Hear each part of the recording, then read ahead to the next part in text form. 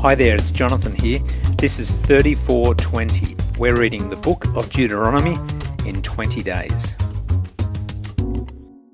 We're reading from the end of chapter 16 through to the end of 18. Moses directs the people to appoint judges in 16:18 who are to judge without partiality and to administer justice. Verse 19 specifically notes that judges are not, imagine capitals, not, to take bribes, for a bribe blinds the eyes of the wise. Unfortunately, God's people, and more particularly his judges, failed miserably in this regard. Just hear what the prophet Micah had to say in Micah 3, around the time of the 8th century, leading up to Israel's exile in 722 BC. Micah wrote, "Her leaders judge for a bribe, her priests teach for a price, and her prophets tell fortunes for money. Yet they lean upon the Lord and say, 'Is not the Lord among us? No disaster will come upon us.'" Again in chapter 17, following on from his teachings in chapter 13, Moses outlines what must happen to anyone who practices pagan worship or divination in Israel. They are, verse 5, to be taken to the city gate and stoned to death.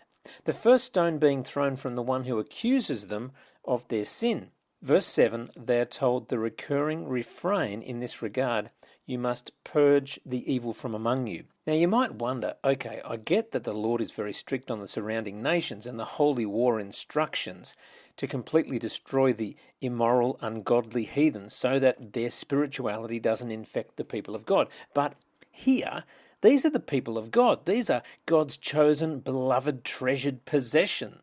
Wouldn't we expect a little grace? Yes, it is certainly worthy of investigation, these questions. When I first studied theology in the early 1990s to become a Baptist minister, my wife and I fully expected to become cross-cultural missionaries. And to that end, I majored in missiology. In studying mission, I was introduced to the phrase, "Our God is a missionary God."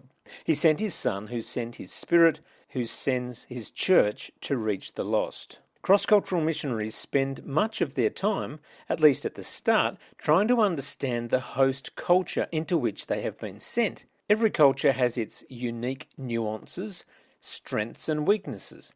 I wonder how God's story might have been told if Abraham lived today in the digital age. The concept of sacrifice would have to be expressed in radically different language. In Deuteronomy, Yahweh is interacting with essentially a primitive people group. Now, I know Israel are not completely primitive for sure, but the value of life and the prevalence of death as a natural part of life, being vastly different to how we understand these concepts today, is indisputable. Our God is a missionary God. He is adapting truth to the culture of the people and communicating it in such a way that it can be comprehended. The New Testament doesn't teach that we should stone people for idolatry, but this is only because Jesus has paid the price for idolatry by dying on the cross for this sin and every other sin. The most important truth to remember regarding these harsh judgments on sin is that sin leads to death. That's what sin does. The soul that sins must die. Whether it's after 70 years or 20 years, sin leads to death. And Yahweh is teaching his people about the consequences of sin and the dangers of idolatry. Moses' instruction regarding the duties of the king sends shivers down your spine if you remember the story of the kings of Israel. They literally, beginning with Saul, David and Solomon, all do everything kings are told not to do. Verses 14 to 20 provide a chilling prophetic insight into the reasons why Yahweh was so disgusted with the behavior of the kings of his people. To really depress you, consider the words of Judges just after the death of Joshua, who obviously ends up being the leader of the people to whom Moses is preaching. Judges 2:10 and following says, "Also all that generation were gathered to their fathers, and there arose another generation after them, who didn't know Yahweh, nor yet the work which he had worked for Israel." I'm quoting from the World English Bible. "The children of Israel did that which was evil in the sight of Yahweh and served the Baals, and they forsook Yahweh, the God of their fathers, who brought them out of the land of Egypt, and followed other gods, of the gods of the peoples who were around them, and bowed themselves down to them, and they provoked Yahweh to anger." The teachings of Moses barely lasted one generation. That's what this is saying.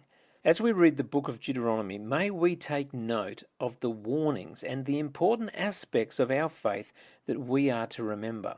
Hear, O Israel, the Lord is one, and you shall love the Lord your God with all your heart, all your soul, and all your strength. Enjoy God's word.